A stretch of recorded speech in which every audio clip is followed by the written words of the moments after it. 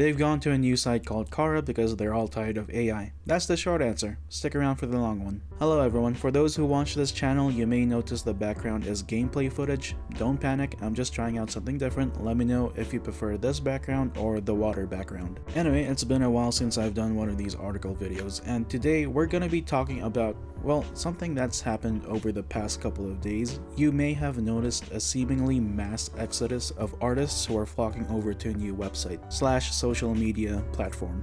As you're all aware of, hopefully, unless you've been living under a rock, generative AI has been the hottest controversial topic for the past 2 years in the art space, with more and more companies scrambling to get a piece. Just a quick background, when we talk about generative AI, the biggest ones have to be ChatGPT, Midjourney, and Stable Diffusion. There are some others as well, I believe, but these three are the most talked about. So what do these models do? Well, for example, if a person wants to generate an image, they either use Midjourney or Stable Diffusion, put in some words as prompts, and the program will spit out an image. Now, artists like Carla Ortiz have been rightfully vocal about how these programs were trained and are fighting for proper compensation. Because what these companies like OpenAI did was basically scrape the entire internet for images of people, art, videos, you name it, they swiped it, like billions of them. And they used that data to train models like Midjourney and Stable Diffusion. All of this without the media owner's consent, which is one of the core problems artists have with generative AI. But let's jump to some more recent news, and for this section we're gonna focus on Meta. I don't know, it just kinda seems like they love catching hands. I'm gonna leave a link to the article I'm using in the description. Just about a week or so ago, Meta was up to some slimy shit, which is absolutely nothing new. People were up in arms about this because it was revealed that Meta was unsurprisingly using everyone's data to train their new AI model. That means everything you've ever uploaded to Instagram or Facebook from the very moment you signed up until this moment you're watching this video. So, according to this article, one of the biggest hurdles to train generative AI is quote-unquote the lack of training data. So, in an interview with Bloomberg, Meta's own chief product officer, Chris Cox, there's a joke in there somewhere, said that Meta uses the user's data to train Emu, which is their own version of a text-to-image generator. This includes, but is not limited to, posts, photos, and their captions. So, best believe practically everything except for the things you share in private messages. Highly doubtful. So what that means is, by default, everyone's opted into the whole using your data on Facebook and Instagram to train Emu program. For those of you who are hearing this for the first time, opt-in basically means you've been signed up for it, recruited, enlisted.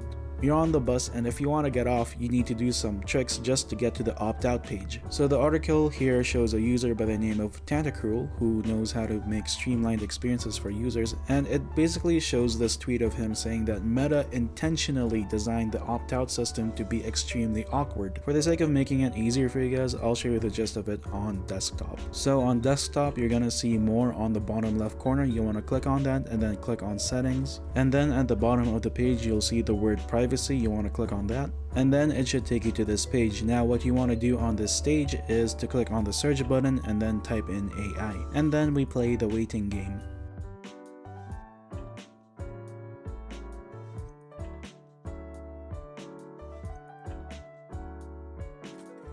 Once the waiting game is over, you click on how generative AI works, and then you click through all of these, and then by the end you should see an option to submit a request. Once you're done with all that, you finally get to this submit request form where you want to click on the second option right over here. And then all you have to do is fill out the form. I'll stop there, but there are actually some extra steps. If we look over at Tentacruel's tweet, you have to wait for a code to be sent to your email, which is only valid for an hour. And then you have to enter the code, and once you've done that, hopefully they'll honor the request. But really, it looks like it's up to Meta to decide whether or not they'll use your data to train AI. Most likely, they will. TLDR, Meta has used everyone's shit to train their new pet project Emu. You, your dog, your child, your cow! All those photos and videos, and I don't think I need to say this, but honestly, massive breach of data privacy. Your likeness can now randomly pop up in a generated image. One doesn't need much imagination to know how this can end up extremely poorly for many. Oh, but Lucy, I thought this video was gonna be about artists. When did they come in? Hold your horses now, I'm getting to it. So now that I've got that part with Meta over, you can hopefully see where artists are coming from when it comes to generative AI. Simply put, they don't want it. Now, like I said before, generative AI has been the hottest topic since last year. Hundreds, if not thousands of artists around the world have had their work used to train AI, and people are losing jobs because of it.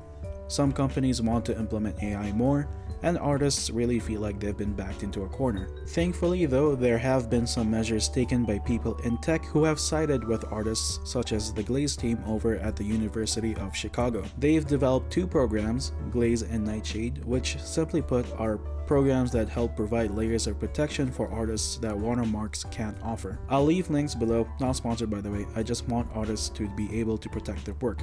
Please use both of these programs if you can. Now, over the past few days, artists have seen a glimmer of hope via a new website / social media / app / platform called Cara, which is currently in beta. Fun fact, Cara is Spanish for face. Bobby Chiu's also covered this topic in a video, I'll leave a link in the description. But anyway, what is Cara? Well, essentially it's a space that's anti-AI created as a response to other social media platforms like Instagram and Facebook that push AI generated images. It's specifically for artists to display their work and for people to find human-made art more easily. Like mentioned before, artists don't want their work to be scraped, and at this point people are a little hesitant to post their work on platforms like Instagram, Facebook, and Twitter. So in that sense, Cara was designed to respect artists' wishes by giving them a platform to showcase their work while at the same time filtering out AI-generated images. It's sort of like an online portfolio for artists, you can say. You can also say that it's like the spiritual successor to DeviantArt and ArtStation that when combined looks like what ArtStation's and Twitter's child looks like.